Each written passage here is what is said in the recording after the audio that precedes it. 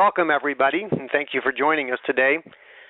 As I mentioned, the first book that I wrote back in 1996 was called Creating a Software Engineering Culture. And in that book, I thought about some of the principles and ideas and practices that helped a group of people work together in a sensible way to build high-quality software and maybe even have a good time along the way. So what I'd like to do today is show you how I think that a culture of an organization and the way it approaches requirements engineering are really very closely related. And I'm going to do this by sharing 10 of the lessons that I've learned from experiences with both requirements activities and helping organizations improve their software engineering approach in general, their culture, and their requirements approaches. First lesson that I want to share is this, that every software organization should spend a little bit of time to think about and understand reach a shared understanding of its underlying cultural principles. And this is what I mean by a software engineering culture. So let me give you my definition of such a thing. A software engineering culture is a set of beliefs, that is values, behaviors, the things we actually think are important to do in the course of our work, and technical practices that we select, which collectively define an environment in which all of the team members are committed to building high-quality software products through the effective and sensible application of appropriate software processes. To me, this is a healthy place to work. It's a place where people are focused on building the right products, building them well, building them efficiently, but not being dogmatic, not being rigid in their thinking, being flexible, but having a common shared focus on the ways that we work together to build these high-quality products. So that's what I think of as a healthy software engineering culture. Now, such a culture, which is a kind of an intangible thing, but every organization has one. Every team has a culture, a way that people work together, but this requires a certain amount of commitment by all of the people who are involved. First of all, there's a level of commitment by every technical practitioner in the team to learn about and thoughtfully apply solid software engineering practices. In other words, we don't just come to work and write some code. We come to work and we are always learning. This, to me, is a really important part of the process, is that we're always learning how to do a better job.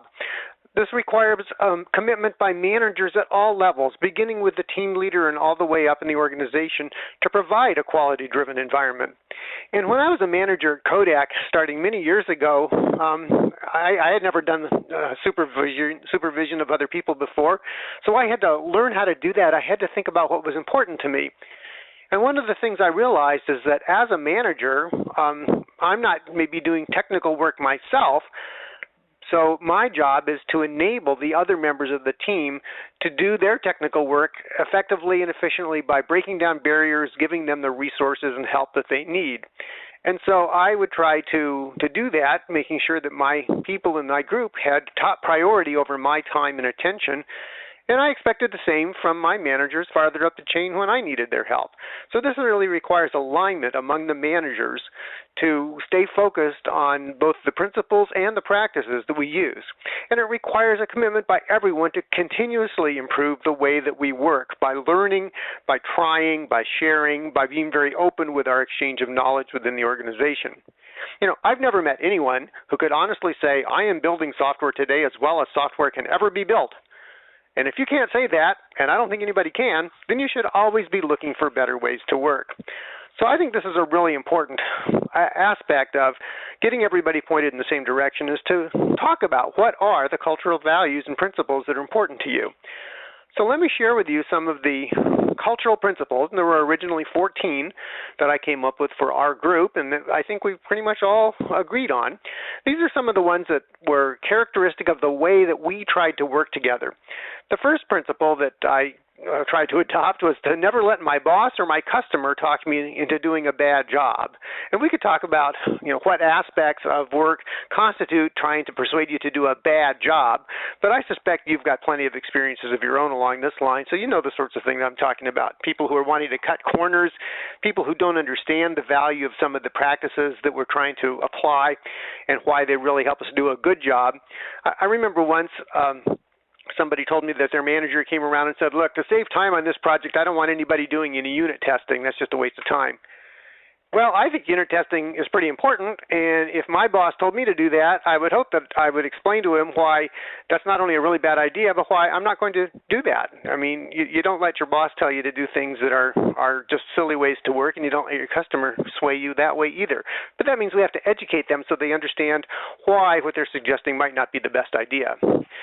I firmly believe that quality is the top priority, and that since everybody wants productivity, we are going to gain our long-term productivity as a natural benefit of high quality by not having to do things over and over to correct defects, to get the requirements right, to do later what we should have done earlier when it was cheaper and people were in a better mood. So I think if we keep the eye on quality, we're going to get the productivity out of that along the way for free. Another basic principle is that I think you should strive to have one of your peers, rather than one of your customers, find any defects in the software you create.